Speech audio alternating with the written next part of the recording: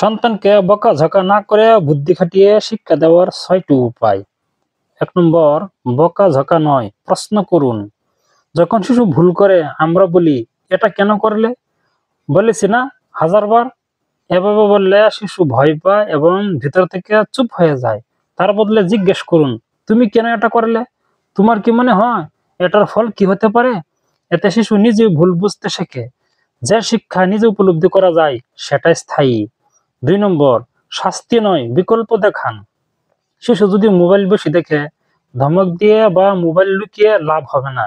বরং বলুন, চলো ২০ মিনিট তুমি খেলো, তারপর আমরা দুজনে ১০ মিনিট পরে নিব।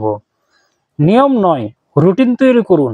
নিয়ম চাপ দেয়, রুটিন শিশু নিজে মেনে নেয়। ৩ নম্বর, প্রশংসা শুধু কাজের নয়, চেষ্টারও করুন। অনেক পিতামাতা শুধু ভালো রেজাল্ট বা কাজ হলে প্রশংসা করে, কিন্তু শিশু সবসময় জিততে পারে না। বরং বলুন, তুমি চেষ্টা করছো, এটিই বড়। এতে শিশু চেষ্টা করতে সাহস পায়। শিশু যে চেষ্টা করতে শেখে সে একদিন জেতাও শেখে। ৪ নম্বর, গল্প উদাহরণ ব্যবহার করুন।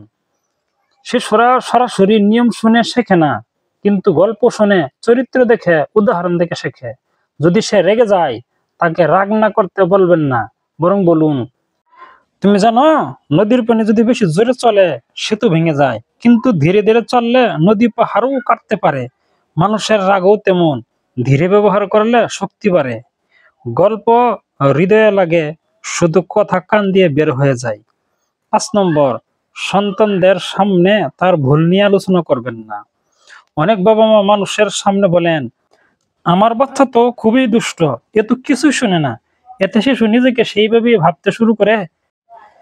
ব্যক্তিগতভাবে বলুন, শোনো, আমি তোমার মধ্যে অনেক সম্ভাবনা দেখি, এই একটা দিকটা একটু ঠিক হলে তুমি আরো ভালো হবে।